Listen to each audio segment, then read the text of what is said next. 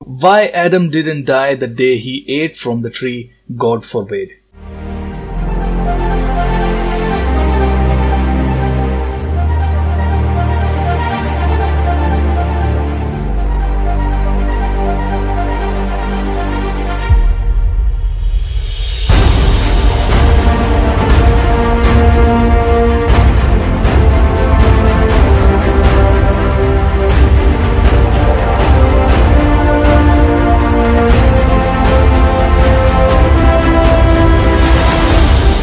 अजीज़ो, खुदा ने आदम को हुक्म दिया था कि वो बाग के हर दरख्त का फल खा सकता है, मगर जो दरख्त बाग के दरमियान में मौजूद है सिर्फ उसका फल नहीं खाना। जिस दिन तूने उसमें से खाया तू मरा, ऐसा खुदा ने आदम से कहा। और हम जानते हैं कि सांप ने अम्मा हवा को बहकाया और उन्होंने फल खाया, मगर वो फल खाकर अब्बा आदम और अम्मा हवा की मौत नहीं हुई। और कलाम मुकद्दस हमें बताता है कि अब्बा आदम उस वाक़ये के बाद भी 930 बरस तक जीते रहे। तो क्या सांप जिसने कहा था कि तुम हरगिज ना मरोगे बल्कि तुम्हारी आंखें खुल जाएंगी और तुम खुदा ताला की मानद नेकी और बदी की पहचान करने वाले बन जाओगे, तो क्या सांप ने सच कहा था? क्योंकि कलाम हमें बताता है कि खुदा का कलाम बेतासीर नहीं लौटता। जो कुछ खुदा कहता है, जो कुछ खुदा फरमाता है, वो होता ही होता है। तो फिर आदम और हवा उसी दिन क्यों नहीं मर गए जिस दिन उन्होंने वो फल खाया था? कल की वीडियो के नीचे आप में से बहुत से दोस्तों ने कमेंट किया था कि आदम और हवा की रूहानी मौत हुई थी, वो दोनों स्पिरिचुअली मर गए थे। तो अजीजों, आपको जानकर हैरत होगी कि खुदा ने सिर्फ उनकी रूहानी मौत के लिए नहीं बल्कि उनकी जिस्मानी मौत के बारे में भी कहा था कि वो मर जाएंगे। जी हाँ, उनकी रूहानी मौत वाक़या हुई थी, मगर वो जिस्मानी तौर पर भी मर जाते अगर खुदा उनकी खबर लेने के लिए बाग अदन में ना आता। खुदा को उनकी फिक्र थी। खुदा ने ना सिर्फ आकर आदम, हवा और सांप तीनों को सजा दी, बल्कि वहां एक ऐसा काम भी किया था जो खुदा की लाजवाल मोहब्बत को शो करता है। वो मोहब्बत जिसे अगापे कहते हैं, जिसमें कोई कंडीशन नहीं है, जो अनकंडीशनल लव है जो खुदा इंसान से रखता है। अजीजों, रोमियो के नाम लिखा गया खत जो कि पौलुस रसूल ने लिखा, उसके 5वें बाब और उसकी 12वीं आयत में लिखा है कि बस जिस तरह एक आदमी के सबब से गुनाह दुनिया में आया और गुनाह के सबब से मौत आई और यूं मौत सब आदमियों में फैल गई, इसलिए कि सब ने गुनाह किया। इस आयत के मुताबिक हम इंसान जो जिस्मानी तौर पर मरते हैं, ये मौत आदम की वजह से इस दुनिया में आई। यानी आदम के फल खाने से ना सिर्फ वो रूहानी तौर पर मरे बल्कि उन्होंने जिस्मानी तौर पर भी मरना था। पौलुस रसूल मसीह के मुर्दों में से जी उठने के बारे में कहते हैं कि जैसे आदम के सबब से मौत आई, ऐसे ही इब्ने आदम यानी यीशु मसीह के सबब से हमेशा की जिंदगी मिली। अजीजों, पैदाइश की किताब उसके 3रे बाब और उसकी 21वीं आयत में लिखा है कि खुदा ने आदम और उसकी बीवी के लिए चमड़े के कुर्ते बनाए और उनको पहनाए। अब कुछ लोगों का कहना है कि 21वीं आयत में लिखा है कि खुदा ने चमड़े के कुर्ते बनाए, ये नहीं लिखा कि किस जानवर के चमड़े से बनाए। हो सकता है कि कोई जानवर पहले से मरा हुआ हो जिसकी खाल लेकर खुदा ने उनको कुर्ते बनाकर दिए हों। ये कॉन्सेप्ट बिल्कुल गलत है, क्योंकि बागे अदन में जिंदगी थी और हर जानदार जिंदगी से भरपूर था। आदम और हवा को खुदा ने जलाली बदन दिए थे, जिसकी वजह से वो खुदा को ना सिर्फ देख सकते थे बल्कि वो खुदा से हम कलाम भी हुआ करते थे। मगर जैसे ही उन्होंने फल खाया, उनके जलाली बदन खुदा के जलाल से महरूम हो गए और उनकी रूहानी मौत हो गई। अब इससे पहले कि वो जिस्मानी तौर पर मरते, खुदा खुद उनकी खबर लेने आया और उसने आदम को पुकारा कि तू कहाँ है। खुदा का आदम को पुकारना खुदा की फिक्र को शो करता है जो वो आदम और हवा के लिए करते थे।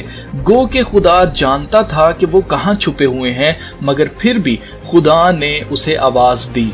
खुदा ने बागे अदन में इस दुनिया की पहली कुर्बानी दी और जानवर के चमड़े से उनके लिए कुर्ते बनाए। हिब्रूज यानी कि इब्रानियों 9 बाब उसकी 22वीं आयत में लिखा है, और तकरीबन सब चीजें शरीयत के मुताबिक खून से पाक की जाती हैं, बगैर खून बहाए माफी नहीं होती।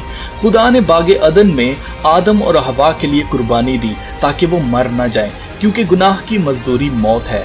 इसलिए खुदा ने अपने बेटे को आदम से लेकर इस दुनिया के आखिरी इंसान तक के लिए कुर्बान किया, ताकि उसके खून बहाए जाने से हम ना सिर्फ जिस्मानी बल्कि रूहानी मौत से भी बचकर हमेशा की जिंदगी में दाखिल हो जाएं। अब आप सोच रहे होंगे कि खुदा ने किसको कुर्बानी दी होगी।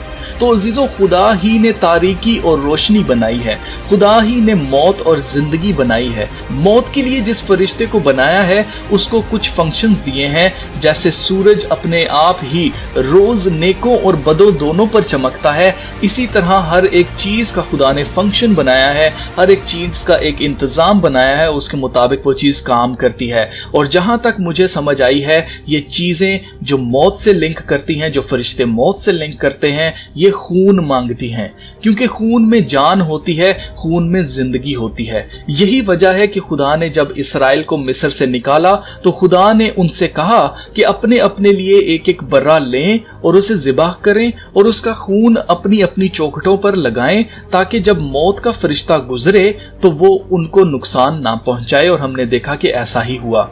तो अजीजों, आदम और हवा का फल खाना सिर्फ रूहानी मौत ही नहीं बल्कि जिस्मानी मौत का सबब भी बना। और अगर खुदा आदम और हवा के लिए कुर्बानी ना देता तो आदम और हवा ने मर जाना था, क्योंकि खुदा के कानून के हिसाब से जो जान गुनाह करेगी वो मरेगी। मुझे उम्मीद है कि आज की वीडियो से आपको बरकत मिली होगी और आपने जाना होगा कि खुदा इंसान से कितनी मोहब्बत रखता है। अजीजों, इन वीडियोस को बनाने में बहुत मेहनत लगती है, इसलिए अगर आपको बरकत मिलती है तो आप इस बरकत को अपने तक महदूद मत रखें। बराए मेहरबानी इन वीडियोस को आगे मजीद शेयर किया करें, ताकि वो भी बरकत पा सकें जो इन चीजों के बारे में नहीं जानते, और हमारी ये छोटी सी कम्युनिटी जो है वो ग्रो कर सके। मैं आपके सामने एक सवाल रखना चाहता हूँ। कल की वीडियो में हमने सीखा था कि कैसे यीशु मसीह अपने कहने के मुताबिक 3 दिन 3 रातों के बाद जी उठे थे, मगर कुछ दोस्तों को उस वीडियो की सही से समझ नहीं आई। ये सवाल उसी वीडियो से रिलेटेड है।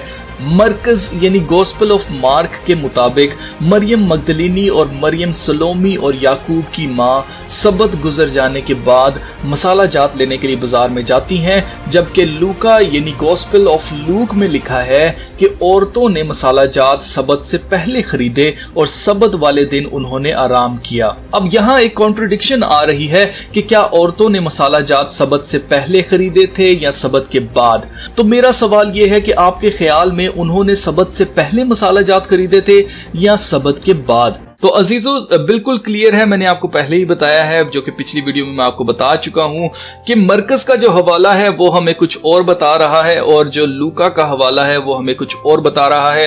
तो मरकज का हवाला जो है वो हमें बता रहा है कि उन्होंने जब सबत गुजर गया उसके बाद उन्होंने स्पाइसेस जो है मसाला जात बाय किए थे, और जो लूका का हवाला है वो हमें बता रहा है कि उन्होंने सबत पर आराम किया था, यानी कि उन्होंने सबत से पहले जो है वो मसाला जात बाय कर लिए थे। तो मैं आपको पहले बता चुका हूं कि 2 किस्म के सबत होते हैं। एक सबत जो कि रेगुलर वीकली सबत होता है, जो कि हर हफ्ते आता है और हफ्ते वाले दिन आता है। जुम्मे को शाम जैसे ही होती है, सन डाउन होने के साथ ही सबत का दिन जो है वो स्टार्ट हो जाता है, और अगले दिन की शाम तक, जब हफ्ते की शाम होती है तब तक सबत रहता है, और उसके बाद जब गुरूब हो जाता है सूरज तो अगला दिन शुरू हो जाता है।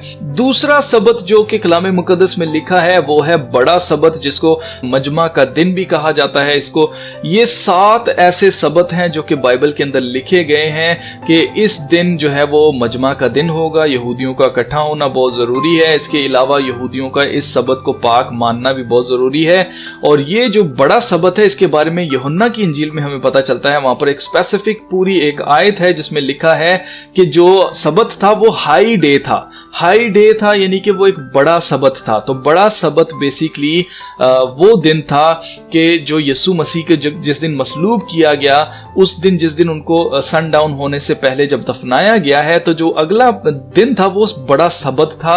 और उस दिन तो वो जाकर बिल्कुल भी स्पाइसेस बाय नहीं कर सकती थी औरतें। इसलिए फिर क्या हुआ कि उन्होंने उस दिन रेस्ट किया, और उस जो लूका कह रहा है कि उन्होंने सबत से पहले रेस्ट किया, वो बात हो रही है अगले सबत की, जो कि वीकली सबत होता है। और जो मरकज की इंजील बात कर रही है वो बता रही है कि जो बड़ा सबत जब गुजर गया तो उसके अगले दिन उन्होंने जाकर जो है सबत से अगला दिन जो था उस दिन उन्होंने जाकर मसाला जात परचेज किए, मसाला जात को तैयार किया, क्योंकि कुछ भी उस वक्त रेडीमेड नहीं मिलता था।